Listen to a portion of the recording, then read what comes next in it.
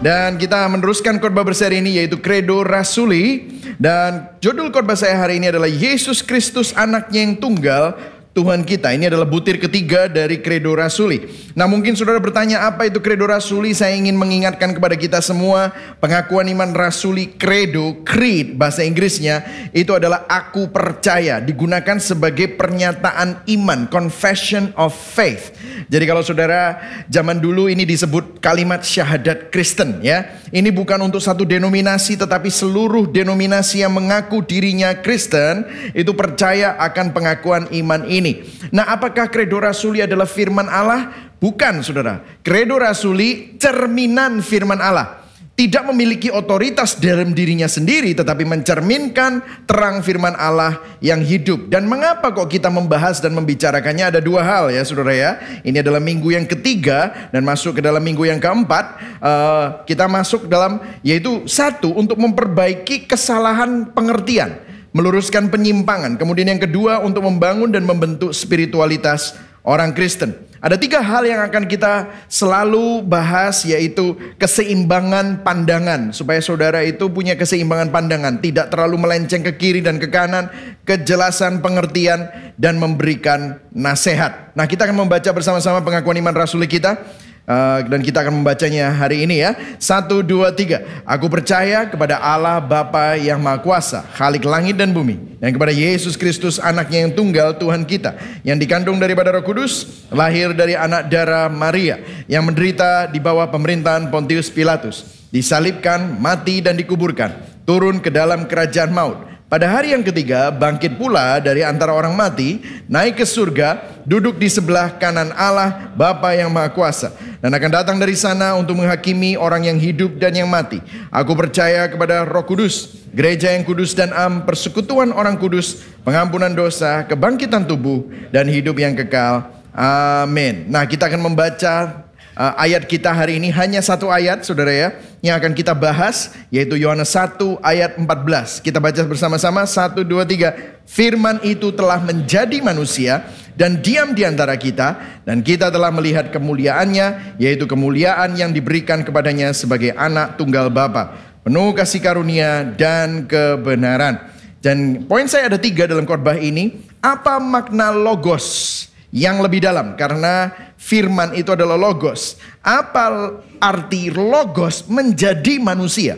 Ya, itu yang kedua. Dan yang ketiga, apa hubungannya dengan hidup kita? Implikasi bagi cara pandang saudara dan saya. Oke, kita akan memulainya. 1. Apa makna logos yang lebih dalam? Yang siap belajar katakan yes.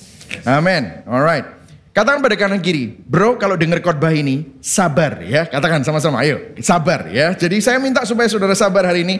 Saudara akan melihat ada sesuatu yang berbeda hari ini, karena cara kita mengupas ayat-ayat ini akan agak berbeda dengan biasanya ya saudara. Nah saudara, kalau kita membaca ayat tadi, dikatakan firman itu menjadi manusia. Firman dalam bahasa aslinya adalah logos. Katakan sama-sama, logos, logos ya. Nah, kalau kita baca di ayat yang pertama, Yohanes 1 ayat 1, pada mulanya adalah logos, firman. Kemudian logos itu bersama-sama dengan Allah. Kemudian ayat yang kedua dikatakan segala sesuatu dijadikan oleh Dia, dan tanpa Dia tidak ada sesuatu pun yang telah jadi. Jadi Allah itu adalah Allah yang logos. Nah, Yohanes di sini menggunakan istilah yang sangat kaya dengan makna. Perhatikan saudara.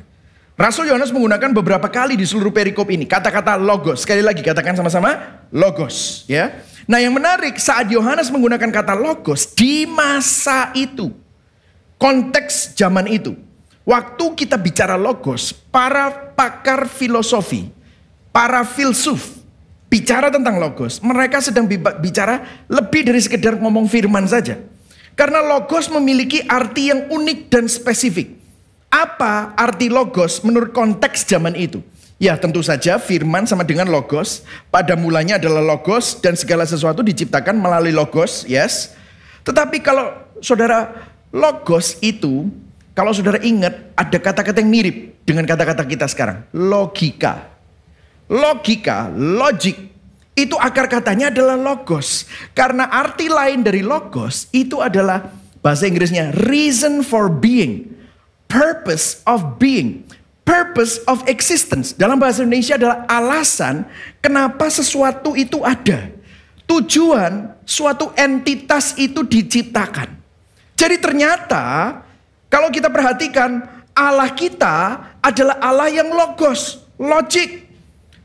Artinya semua yang diciptakan Tuhan itu ada alasannya. Semua yang diciptakan Tuhan itu bukan random, bukan acak, tetapi semuanya ada tujuannya, ada maknanya. Semua hal yang ada di dunia ini termasuk hidup saudara, termasuk hidup saya, ada maknanya. Jadi poin A, 1A adalah manusia tidak dapat hidup tanpa makna. Manusia tidak dapat hidup tanpa alasan atau tujuan di balik eksistensinya. Itulah sebabnya saudara dan saya itu sangat rindu, sangat haus akan makna. Itulah sebabnya saudara dan saya adalah gambar dan rupa Allah, karena Tuhan adalah Tuhan yang penuh logos, logik. Segala sesuatu ada bukan karena kebetulan. Segala sesuatu ada karena ada desainnya. Coba kita lihat Amsal 16 ayat 4. Baca sama-sama. 1, 2, 3. Tuhan membuat apa? Segala sesuatu untuk tujuannya masing-masing. Saudara lihat drum ini ya saudara. Drum ini nggak bisa dibuat masak.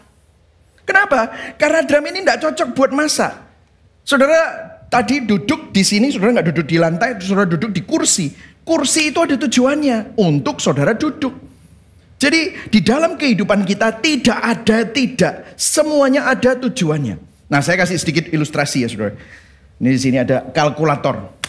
Apa tujuan kalkulator? Untuk menghitung, berhitung semua yang ada hubungannya dengan hitung-menghitung. Nah, ini adalah temannya kasir. Saudara ngitung duit pakai kalkulator. Namun jika kita ambil kalkulator, kita pakai kalkulator untuk jadikan remote TV. Bisa nggak saudara? Mau sampai kiamat ya TV-nya nggak ganti channelnya saudara. Kenapa? Karena ini tidak diciptakan, logosnya kalkulator itu bukan untuk jadi remote-nya TV. Nggak cocok. Apa yang terjadi kalau saudara coba pakai kalkulator ini untuk ganti remote TV? Atau mungkin dijadikan keyboardnya komputer? Nggak bisa saudara. Apa yang terjadi? Saudara akan frustrasi. Saudara akan gagal untuk melakukan apa yang saudara mau. Saya tambah lagi ya. Tambah lagi. Kalau misalnya saudara mau pakai paku untuk maku sesuatu. Maku untuk menggantung lukisan. Saudara mau maku. Saudara nggak punya palu. Saudara ambil kalkulator. Dan saudara pakai kalkulator ini untuk memalu paku. Apa yang terjadi dengan kalkulatornya? Rusak. Kenapa? Ini tidak sesuai logosnya. Kalau saudara mau memaku sesuatu harus pakai palu. Karena logosnya palu itu untuk memaku kepada dinding. Kalau dipakai ini tidak cocok saudara. Jadi begini saudara. Jika suatu entitas tidak digunakan sesuai dengan tujuan eksistensinya, maka akan muncul apa? Kefrustrasian, kegagalan. Bahkan kalau saya pakai kalkulator ini tidak sesuai fungsinya, maka ada kehancuran dan kerusakan. Nah saudara coba bawa itu di dalam hidup kita. Kenapa saudara dan saya sering mengalami kefrustrasian, kehampaan, kegagalan, bahkan mengalami kerusakan dan kehancuran dalam hidup saudara, dalam pernikahan saudara, dalam pekerjaan kita? Jangan-jangan karena banyak dari kita menjalani kehidupan tanpa memahami logos, tujuan, alasan dari kehidupan itu sendiri. Apa logosmu? Apa alasan saudara untuk kerja? Apa alasan saudara ini bangun pagi setiap hari untuk melakukan aktivitasmu? Kalau itu tidak sesuai, kenapa saudara diciptakan? Gak heran banyak hidup kita kacau, frustrasi, kosong, gagal, bahkan rusak dan hancur. Dan kita kita harus mengenal logos itu. Pernikahanmu, apa logosnya? Apa logos keluarga? Kita harus tahu. Jadi poin yang B, jika manusia tidak hidup sesuai dengan tujuan mengapa kita diciptakan, maka kehampaan, kegagalan, kefrustrasian, bahkan kehancuran menjadi konsekuensi logisnya. Nah saudara, pada zaman itu, tidak lama, abad pertama, abad kedua, abad ketiga, maka saudara perhatikan ya, ada Plato, ada Aristoteles. Mereka memiliki pendapat masing-masing. Di zaman itu, pada waktu Yohanes menulis ayat ini, ada suatu kebingungan dan keputusasaan. Mereka tanya gini, apa benar sih logos untuk kehidupan itu ada? Apa benar sih hidup ini ada tujuannya? Karena ada begitu banyak proposisi pada hari-hari itu. Manusia diciptakan katanya untuk kemuliaan kerajaan. Wah, semuanya mendedikasikan dirinya untuk perang, untuk kemuliaan rajanya, kaisarnya. Untuk apa? Untuk politik. Untuk apa? Yang lain lagi, untuk sains seperti Galileo, Renaissance zaman itu. Untuk seni, budaya, makanya muncullah Michelangelo, Leonardo da Vinci, Raphael. Itu bukan kura-kura ninja turtle ya saudara ya. Tetapi itu adalah orang-orang yang benar-benar mendedikasikan dirinya untuk seni budaya. Tetapi apakah segala sesuatu pada akhirnya membawa kepada kepuasan? Tidak saudara. Kehampaan, kegagalan, bahkan kehancuran. Gara-gara untuk mendedikasikan dirinya untuk kerajaan. Banyak perang saudara. Banyak penindasan, banyak penderitaan. Dan mereka mulai merasa logos yang mereka cari-cari itu tidak ditemukan. Karena banyak sekali keputusasaan. Maka pada saat itu banyak paham baru yang memberikan proposisi. Jangan-jangan logos itu nggak ada. Udahlah nggak usah berjuang-berjuang. Karena paham itu zaman dulu, pada zaman kitab Yohanes ditulis, ada paham baru yang mengajarkan nggak ada logos. Hiduplah untuk dirimu sendiri. Hiduplah untuk kenikmatanmu dan kesenanganmu. Kamu punya duit, tidak usah terlalu banyak untuk dirimu aja. Tidak usah kamu pikir untuk berdampak, tidak usah. Untuk dirimu. Mereka disebut golongan Epikurus. Epikurus ini bukan orang kurus ya saudara ya. Tetapi Epikurus itu adalah Epicurean. Epikuros. Kalau saudara baca di Kisah Para Rasul 17, Rasul Paulus berdebat di Mars Hill. Di Bukit Mars itu ya, bukan Mars Hill, Areopagus ya. Di situ ada golongan Stoa dan golongan Epikurus. Jadi Epikurus ini adalah pencetus dari hedonisme. Nah ini, gak ada logos. Mereka nggak mengakui adanya alasan tujuan dari kehidupan. Di tengah-tengah semua kebingungan itu, Yohanes mengatakan begini, guys, salah kamu, jangan hidup seperti itu. Ini ada kabar baik, ada sesuatu yang indah. Apa itu kabar baiknya? Logos yang kamu cari-cari itu, sang firman itu, sang tujuan, sang alasan kenapa kita hidup, itu jadi manusia. Diam di antara kita dan kita telah melihat kemuliaannya. Nah ini saudara. Ini saya jelaskan supaya saudara tahu stage-nya. Oh kayak gitu. Exactly. Nah artinya apa? Artinya apa? Nah saya akan bawa kepada sebuah poin eksplorasi yang agak berbeda. Jadi apa artinya logos menjadi manusia? Jadi gini ya saudara, saya sedikit simpulkan. Yohanes berkata, pada mulanya adalah logos, ada alasan, ada tujuan hidup. Hidup kita bukan kesia-siaan, ada suatu tujuan yang indah dalam kehidupan. Nah, ada arti dalam kehidupan. Dan pada saat itu orang cari-cari putus asa. Terus orang-orang bilang, tidak ada logos. Yang kedua, logos itu jadi manusia. Nah, proposisi apa yang Rasul Yohanes sedang sampaikan? Nah, dia mau menyampaikan begini, saudara. Logos bukan hanya prinsip abstrak atau suatu ideologi atau idealisme, namun harus menjadi sesuatu yang nyata dan khusus. Jadi begini, saudara ya. Logos itu bukan hanya kayak ini kalau saudara belajar Plato ya, Aristoteles itu saudara nanti akan ngerti. Oh bukan cuma hanya konsep, harus jadi sesuatu yang nyata. Nah begini saudara ya. Manusia itu punya dua macam pergumulan. Oke, ada berapa saudara? Dua. Yang pertama, kalau saudara biasanya dengerin para pembicara Grammy, saya salah satu pembicara Grammy ya, Pak Yakub Tri, Pak Samuel Sugiharto, Pak Bejoli gitu ya saudara ya. Saudara pasti pernah denger ini. Masalah manusia itu ada dua. Yang pertama adalah masalah fundamental. Masalah apa saudara? Fundamental. Oke, boleh diulang. Masalah apa? Fundamental. Apa itu asli isinya? Isinya fundamental adalah kejahatan, penderitaan, dan kematian. Tiga hal itu. Saudara, ada orang yang bilang, oh aku nggak percaya kalau orang itu jahat. Orang itu baik kok. Saya tanya sama saudara, saudara kunci pintu? Saudara kunci mobil? Kenapa kok dikunci? Karena saudara tahu kalau kunci itu tidak ada, saudara pasti dimasuki maling. Kalau ada barang tidak bertuan, pasti dimasukin kantong. Saudara, itulah keadaan manusia. Saudara sudah baik-baik, tiba-tiba ada orang yang jahatin saudara. Terjadi penderitaan. Dan kita nggak pernah tahu kapan bencana alam terjadi. Tiba-tiba terjadi aja. Apa yang terjadi? Kalau terjadi kecelakaan, ada sesuatu yang terjadi dalam hidup kita, ada penderitaan. Jadi ini adalah masalah fundamental. Semua manusia harus bergumul dengan kejahatan, penderitaan, dan kita tidak tahu kapan kita berangkat dipanggil pulang oleh Tuhan. Anytime we can go, dipanggil berpulang. Jadi kematian. Jadi ini masalah. Nah tetapi bukan hanya masalah fundamental. Ada yang kedua, namanya pergumulan eksistensial. Pergumulan apa saudara? Eksistensial. Jadi saudara paling tidak sekarang bisa tahu ya. Manusia itu punya dua macam masalah. Yang pertama adalah fundamental. Yang kedua adalah eksistensial. Lah eksistensial ini apa? Makna. Kita selalu cari makna. Kenapa sih aku iki kerja soro-soro? Saudara tahu hari yang paling berbahagia di dalam seminggu adalah hari Jumat. Karena besok Sabtu. Senang, yeay Sabtu.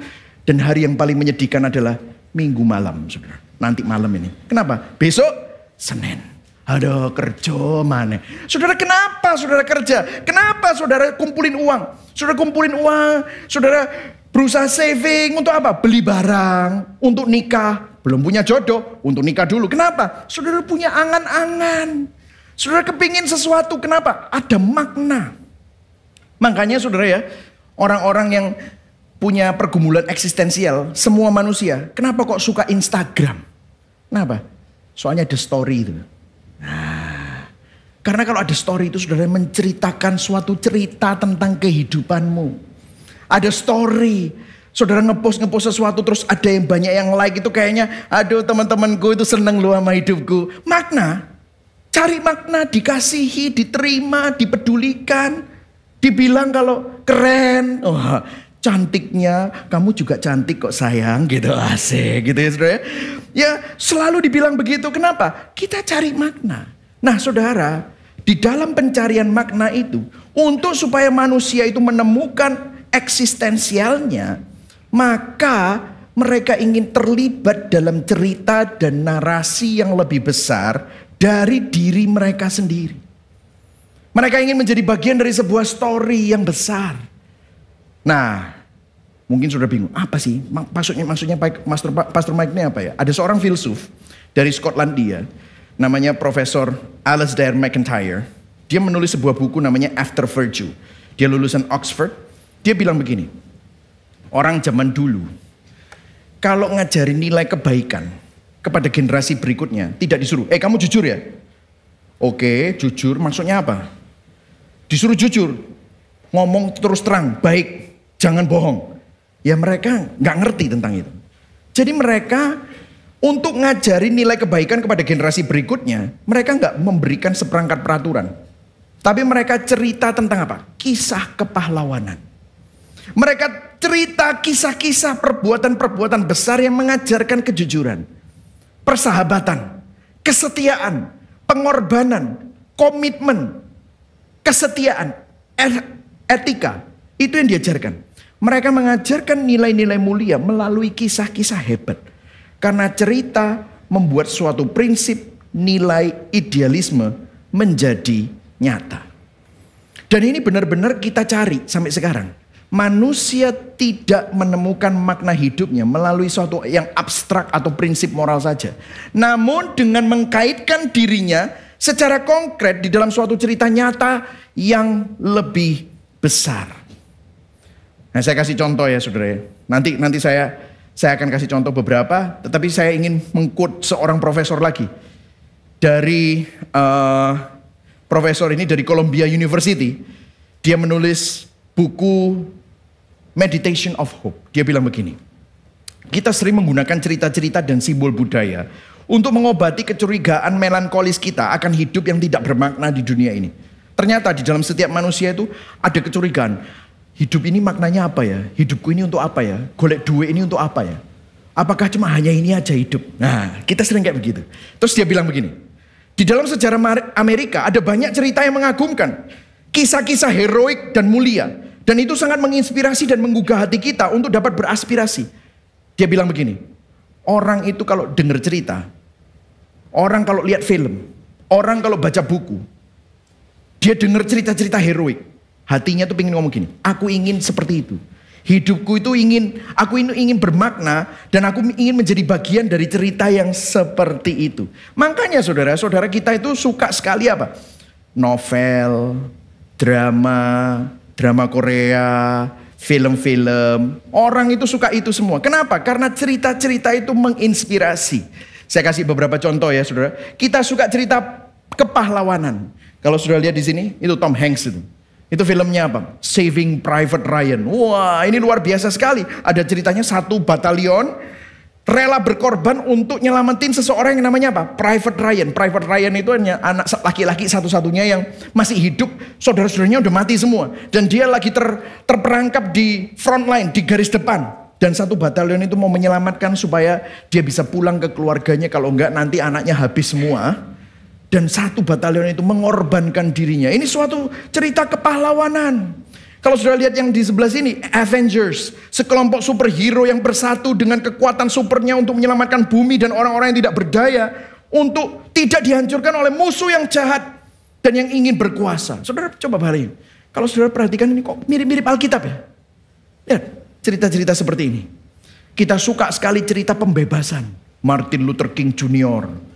yang memperjuangkan kesamaan hak civil right, hak asasi manusia. Tidak peduli warna kulitnya, yang ngomong, I have a dream. Ini cerita-cerita kayak gini menginspirasi, bikin saudara, wow. Aku pengen deh berdampak. Anak-anak muda biasanya punya idealisme tinggi, aspirasi tinggi, mereka kepingin jadi seperti itu. Kalau saudara lihat yang sebelah sini itu Nelson Mandela, yang berani menentang apartheid sampai di penjara di Afrika Selatan. Karena apa? Karena Afrika Selatan saat itu terpecah secara rasial, memperjuangkan hak asasi manusia. Yang di bawah ini mungkin saudara bisa lihat siapa itu? Gus Dur. Wah, yang memperjuangkan hak orang-orang minoritas. Wah, kayak gitu kalau saudara baca biografinya, luar biasa. Dan dalam hati saudara, sudah berpikir hidupku ini berdampak nggak ya? Hidupku ini matter nggak ya? Dan kita suka cerita pengorbanan seperti Titanic, Band of Brothers, Gladiator. Kalau Titanic, I jump, you jump. Wah, kan gitu saudara ya. Ya, gladiator itu kan yang berkorban, seorang perwira Romawi gagah berani, apapun rintangannya berani berdiri melawan kekuasaan Kaisar Romawi. Wah, seperti itu saudara. Dan ini yang paling sering terjadi adalah kita suka cerita cinta yang tanpa syarat. Kalau saudara perhatikan di situ ada film Forrest Gump, ya. Yang ngomong life is like a box of chocolate, you never know what you're gonna get gitu ya. Tapi di situ ada cerita Forrest yang sangat mencintai Jenny tanpa syarat, meskipun akhirnya Jenny meninggalkan dia. Jenny itu akhirnya mati gara-gara AIDS, HIV, tapi Forrest tetap cinta. Cerita Beauty and the Beast, si buruk rupa yang dicintai secara luar biasa oleh putri yang sangat cantik. Nah, saudara perhatikan di sini. Are you with me ya? Perhatikan di sini. Mungkin sudah bingung, ini kemana sih? Perhatikan. Sabar, sabar. Semua cerita kepahlawanan ini dimasukkan di dalam narasi budaya. Sehingga itu menggugah rakyat untuk rela berkorban demi negaranya. Patriotik. Melakukan hal-hal yang heroik. Cerita pembebasan ini dan pengorbanan ini masuk dalam narasi budaya yang apa? Diktator, chauvinistik, orang-orang yang tertindas itu mulai terinspirasi, mereka bangkit untuk memperjuangkan kebebasan, kebahagiaan, menjadi liberal movement. Membuat orang rela berkorban demi kebebasan, liberty and justice and the pursuit of all. Jadi cerita ini kayak gini ini masuk dalam narasi budaya. Dan begini saudara, cerita tentang cinta tanpa syarat itu masuk dalam hidup saudara. Buktinya apa? Saudara punya angan-angan, kalau aku nemu cinta yang tidak berkondisi tanpa syarat, aku pasti happy. Nanti aku nikah sama dia. Terus habis itu aku bisa priwet sama dia, gandengan menuju sunset. Tulisannya happily ever after. Wah, itu adalah angan-angan kita semua. Namun saya mau tanya sama saudara, apakah cerita-cerita itu memberikan kepuasan? Apakah cerita-cerita itu tetap membuat saudara frustrasi? Kadang-kadang saya lihat priwet itu ya. Wah, priwetnya luar biasa. Itu hidung sama hidung begini, ada sunshine-nya. 2 tahun kemudian cerai. What happened? I thought you will live happily ever after.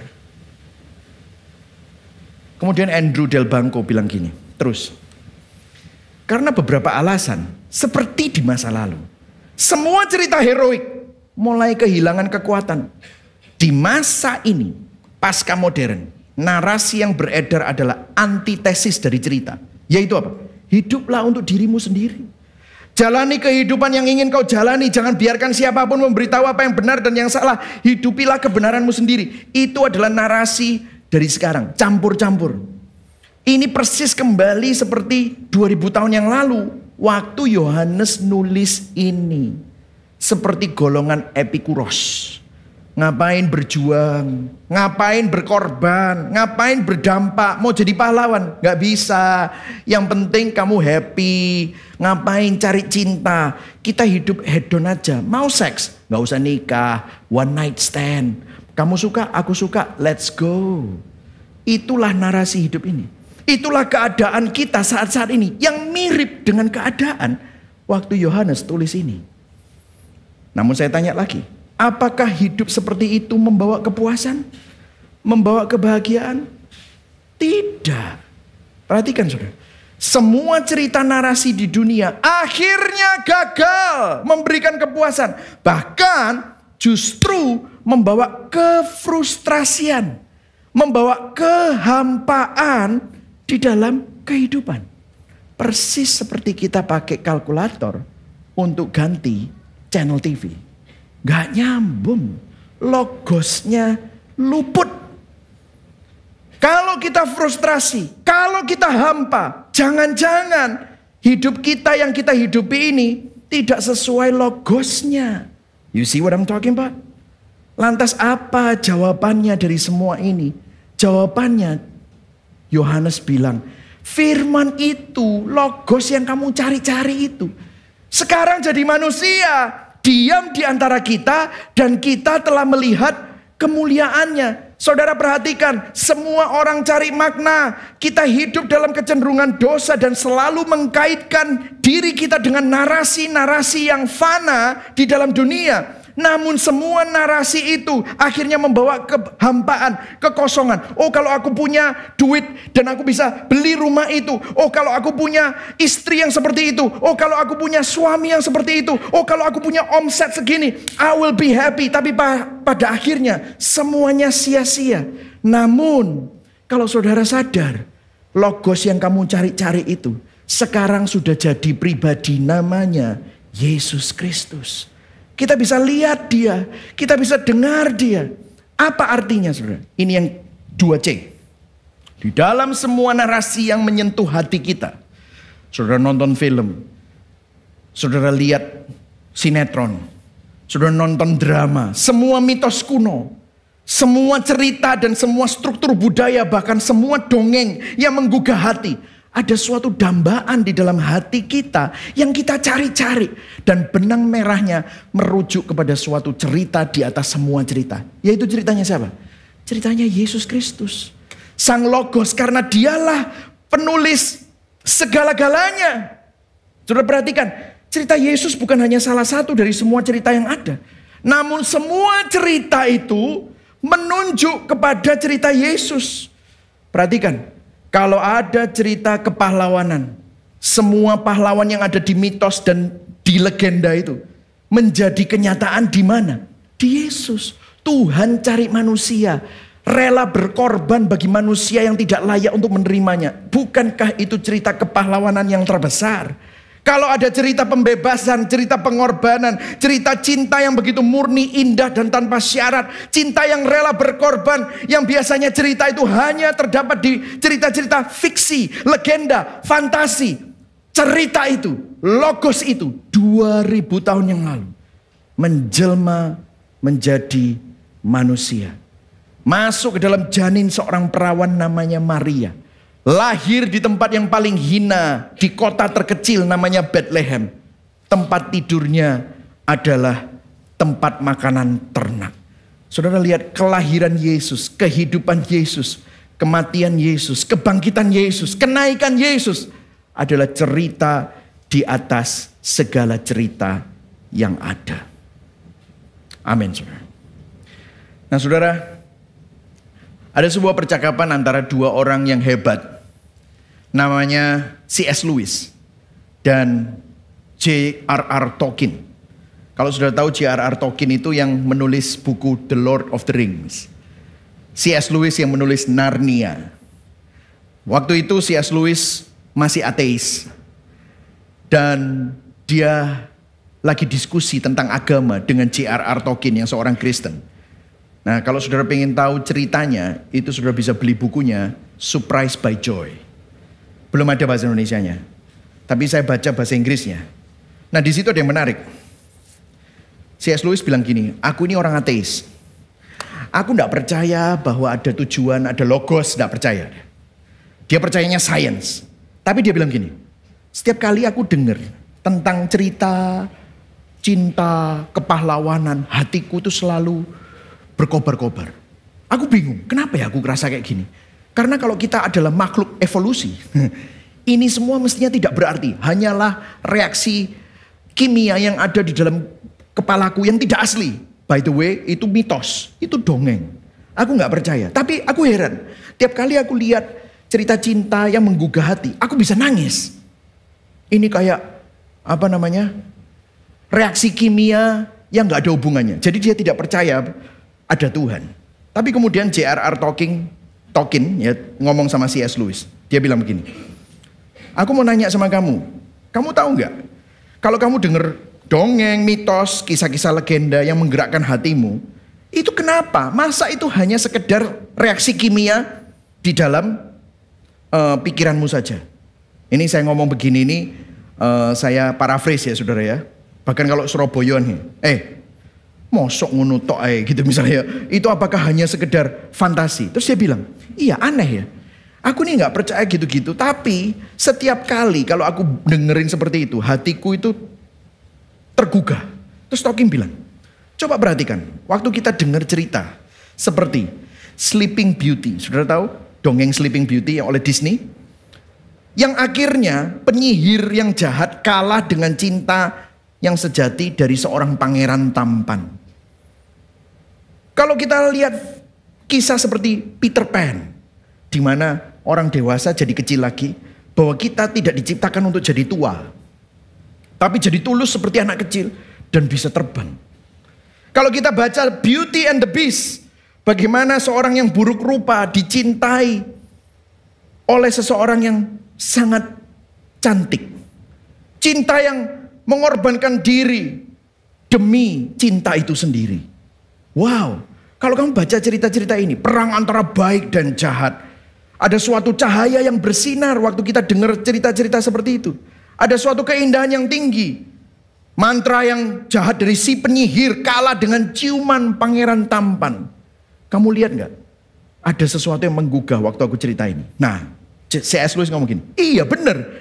Tapi kan itu dongeng. Nah, perhatikan saudara, perhatikan. Tolkien bilang ini, iya memang mitos-mitos itu dongeng. Nggak ada faktanya. Tapi perhatikan. Waktu kamu dengar tentang Yesus Kristus, kelahiran Yesus Kristus, kehidupan Yesus Kristus, kematian Yesus Kristus, kebangkitan Yesus Kristus. Cerita Yesus bukan menunjuk kepada mitos itu atau dongeng-dongeng itu tadi. Tapi semua nilai-nilai mitos itu menunjuk kepada cerita Yesus. Dan kamu tahu cerita Yesus? Ada fakta sejarahnya. Semua sinar kemuliaan kepahlawanan seseorang yang berkorban itu bukan lagi mitos. Tapi Yesus melakukan itu. Bukan lagi dongeng. Namun Yesus berkorban dirinya yang suci untuk cari orang berdosa seperti kamu. Dan kalau kita lihat, para murid Yesus memberitakan cerita ini. Cerita ini namanya Injil, the Gospel. Dan cerita ini diberitakan oleh para murid sampai para murid itu mati jadi martir. Dan kabar baik ini adalah Sang Logos menjadi manusia. Dan saudara, di dalam bukunya C.S. Lewis J.R.R. Tolkien ngomong gini. Injil berisi cerita yang mencakup semua esensi dongeng, narasi yang ada di dunia. Itu isinya, semuanya menunjuk kepada Injil. Namun cerita ini bukan cuma hanya mitos, tapi cerita ini masuk ke dalam sejarah, menjadi kenyataan di bumi. Cerita ini jadi kabar Injil. Kabar ini tidak menghapus legenda, malah membuat keindahan legenda menjadi suatu kenyataan dalam hidup orang beriman. Terutama orang beriman itu punya akhir yang bahagia, happy ending. Saudara tahu 12 hari setelah pembicaraan antara C.S. Lewis dan Tolkien, C.S. Lewis nulis kepada temannya Arthur Greeves. Dia bilang, setelah pembicaraan dengan Tolkien aku merenung selama 12 hari. Akhirnya aku jadi Kristen. Karena aku tahu cerita Tuhan jadi manusia. Logos jadi daging. Itu bukan buatan manusia. Itu benar-benar berasal dari surga. Saudara, Tolkien bicara tentang happy ending yang didambakan oleh semua manusia. Saudara pernah gak sih nonton film? Terus habis itu filmnya itu gak jelas akhirnya. Terus saudara udah bayar mahal, sudah ngabisin waktu 2 jam, 3 jam nonton film. Terus udah gitu Surabaya ya. Leala, kok endingnya kayak gini sih? Saudara nanya, lakone mati ta hidup? Garu. Musuhnya kalah atau menang? Garu. Mikiro dewi. Paling benci ya saudara ya. Kalau saudara nonton film, disuruh mikir sendiri. Kenapa sih kok enggak mau tambahin beberapa scene supaya jelas gitu. Sing mati sopo, sing menang sopo gitu saudara. Ini kayaknya enggak jelas gitu. Saudara tahu nggak kenapa sih kok kita itu paling benci film seperti itu? Kita suka film atau cerita yang berakhir dengan happy ending. Nah perhatikan apa yang Tolkien katakan. Kita semua berusaha menulis cerita kita sendiri. Kita berjuang keras supaya cerita kita memiliki akhir yang bahagia. Saudara berjuang untuk sekolah tinggi-tinggi. Supaya dapat income yang besar. Supaya bisa beli sesuatu. Untuk apa sih? Supaya saudara punya happy ending. Nanti aku nikah, punya anak, anaknya sehat-sehat, anaknya nanti bisa sekolah tinggi juga, punya mantu, punya cucu. Waduh, aku happy. Happy ending itu yang kita cari. Saudara, Tolkien bilang begini, kamu gak usah berusaha cari logos lain dari dunia. Kamu gak usah harus berusaha cari cerita yang kamu tulis sendiri dengan kekuatanmu sendiri untuk cari happy ending. Akhirnya apa? Hampa, frustrasi. Karena tujuan itu kamu gak dapatkan. Kamu tahu gak? Logosmu, tujuanmu itu sudah ditulis. Siapa yang menulisnya? Yesus yang nulis. Saudara tahu saudara tidak perlu lagi menulis ceritamu sendiri. Tuhan sudah menyediakan cerita di atas segala cerita. Akhir yang indah, akhir yang bahagia. Tuhan menyediakan happy ending yang terindah bagi saudara. Bagi setiap musim hidup saudara. Dia menyertai saudara semua.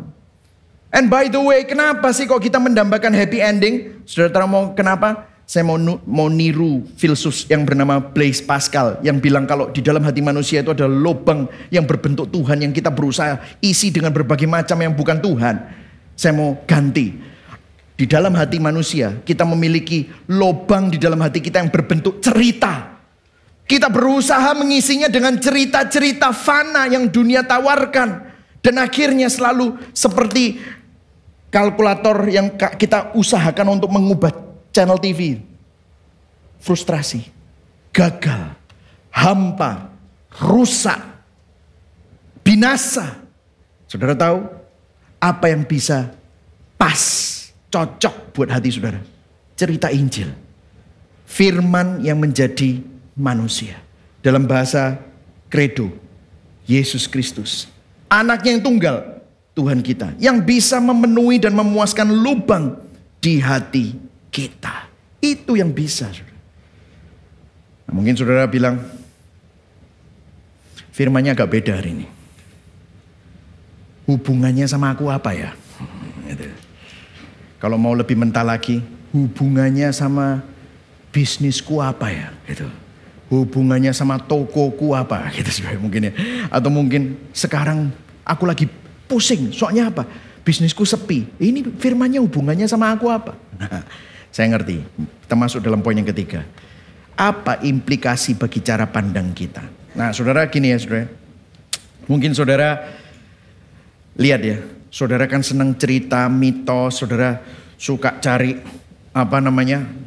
di Netflix itu saudara nonton. Wah keren loh movie ini. Wah keren loh gitu ya. Tapi saudara tahu nggak? Semua cerita mitos atau kisah di dunia akhirnya gagal. Untuk memuaskan hati kita. Meskipun semua cerita itu ada pahlawannya. Saya kasih contoh lah ya. Saya kasih contoh terakhir ini. Saya kasih contoh boleh lah ya. Nonton film itu kan.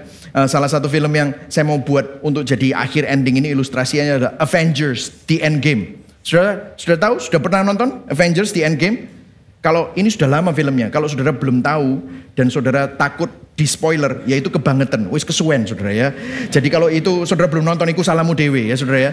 Jadi tak kasih tahu akhirnya aja ya saudara ya. Tapi gini, kalau saudara lihat ya. Kan waktu itu semua Avengers tuh tanya sama Doctor Strange. Ini Thanos ini tidak bisa kalah. Kita sudah perang lawan Thanos. Thanos ini menang terus. Ya apa cara ngalahin Thanos? Iki kok Avengersnya Surabayaan gitu yang ngomong sama Dr. Strange. Kemudian Dr. Strange langsung dia pakai kekuatannya, dia melihat masa depan, masa lalu, masa sekarang. Masa depan, masa lalu, masa sekarang. Terus dia bilang, ada 16 juta kemungkinan untuk mengalahkan Thanos. Wah luar biasa ya. 16 juta kemungkinan. Hanya satu kemungkinannya yang kita bisa menang. Aku tahu sekarang. Tapi saudara tahu, di dalam satu itu harus ada yang mati. Harus ada yang mati. Dan saudara tahu siapa yang mati? Ya ini spoilernya, salamu dewe gak nonton saudara. Spoilernya adalah Tony Stark. Ya, Iron Man itu harus mati. Iron Man harus mati berkorban untuk mengalahkan Thanos dengan menggunakan batu infinity. Nah saudara, kalau sudah lihat itu, wah keren ya. Kok mirip-mirip Alkitab ya ceritanya. Ada satu yang mati untuk menyelamatkan seluruh umat manusia. Wah luar biasa. Tapi saudara tahu gak? Semua cerita ini, kisah kepahlawanan yang kayak gini, tetap gagal. Saudara mau nonton biografi, kisah kepahlawanan yang nyata sekalipun, itu juga tetap gagal. Kenapa kok gagal? Kok bisa gagal untuk memuaskan hati kita? Kok gak bisa membuat kita itu tenang? Saudara tahu gak? Karena yang kita butuhkan bukan seorang pahlawan yang menjadi teladan dan inspirasi bagi kita. Pahlawan yang menjadi teladan dan inspirasi pada akhirnya sangat membebani kita.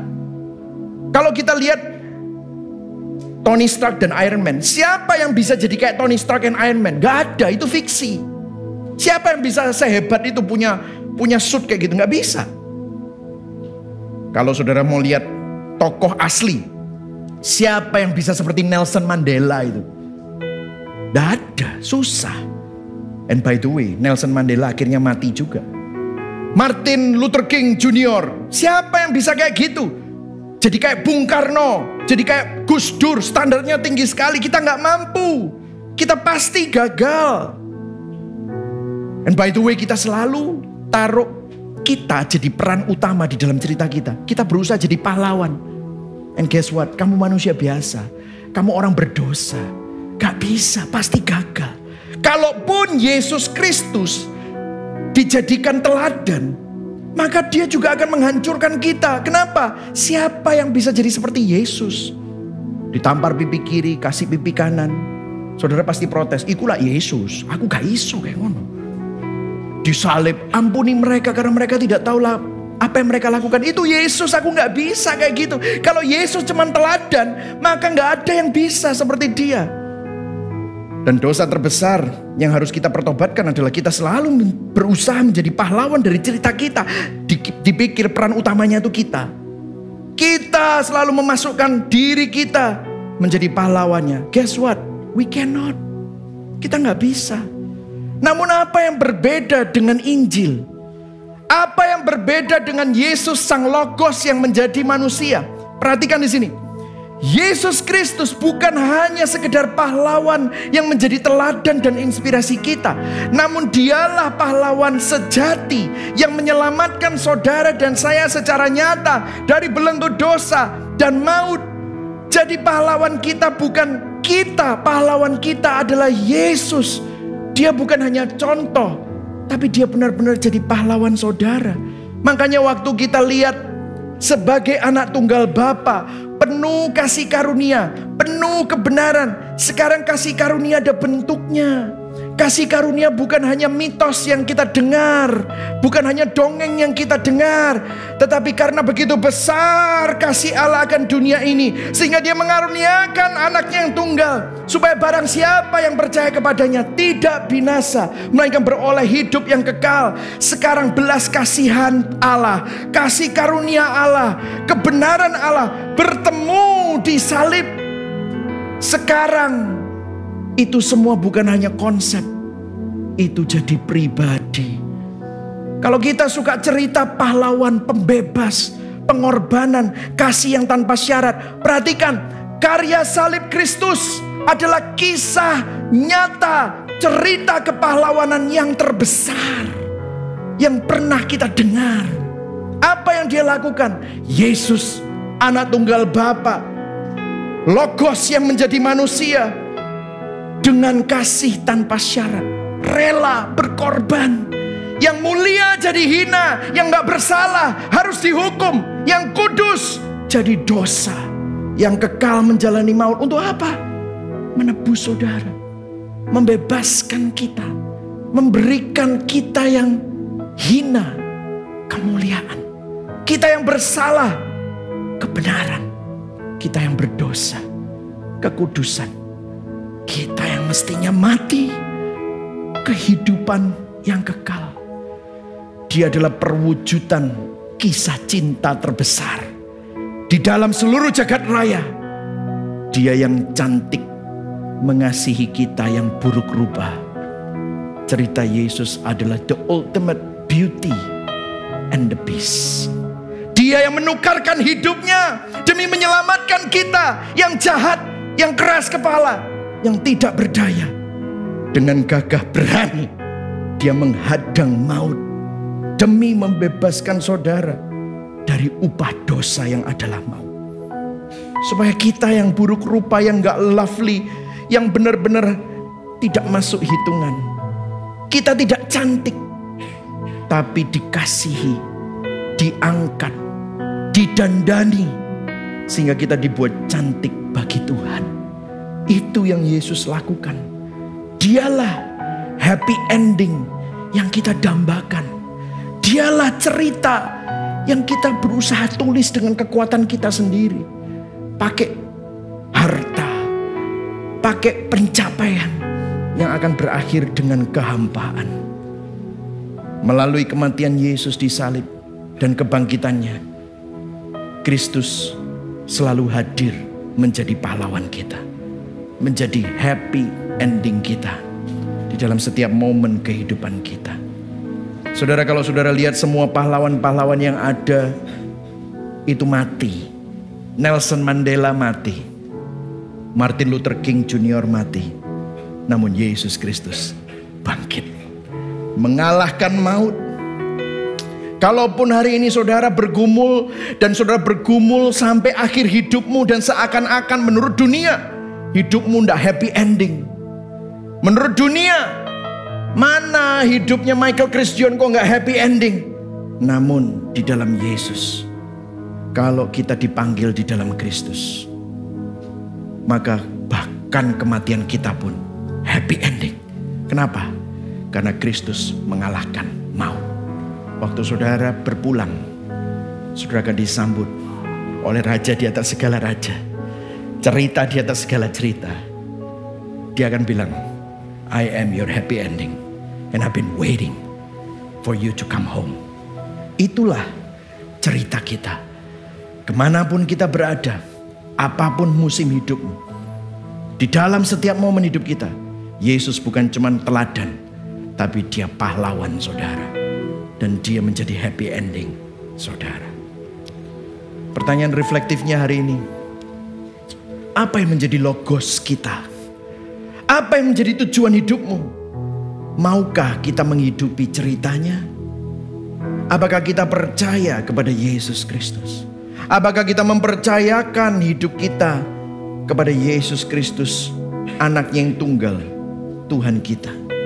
Hari ini saya mau mengajak saudara untuk bertobat dari menghidupi cerita kita sendiri dan membuat narasi hidup dengan kekuatan sendiri. Stop. Itu akan jadi seperti kita pakai kalkulator untuk ganti channel TV. Itu akan jadi seperti kita yang berusaha memaku sesuatu bukan dengan palu tapi pakai kalkulator. Itu akan membuat hidupmu rusak, hidupmu hancur. Pandang kepada Dia yang sudah menjadi pahlawan kita, yang menyelamatkan kita. Dialah cerita dari semua cerita yang kita dambakan. Hidupilah ceritanya. Mari sama-sama kita bangkit berdiri. Amin saudara. Saudara diberkati hari ini. Karena Injil, saat ada frustrasi, saat kita gagal, saat kita hampa, seperti kita frustrasi tidak sesuai logos itu, bertobat yuk. Kembali menemukan tujuan hidup di dalam Yesus Kristus. Karena Injil kita sadar bahwa kita bukan lagi hidup untuk dunia, namun tujuan atau logos hidup kita adalah untuk kemuliaan Tuhan. Yang setuju katakan amin. Amin. Karena Injil kita tidak lagi menghidupi cerita buatan kita sendiri, namun kita dimampukan hidup di dalam ceritanya Tuhan. Karena Injil kita sadar bahwa Kristus bukan hanya menjadi teladan, namun Dialah pahlawan kita yang sejati. Berikan tepuk tangan buat Tuhan Yesus. Dialah pahlawan kita. Amin.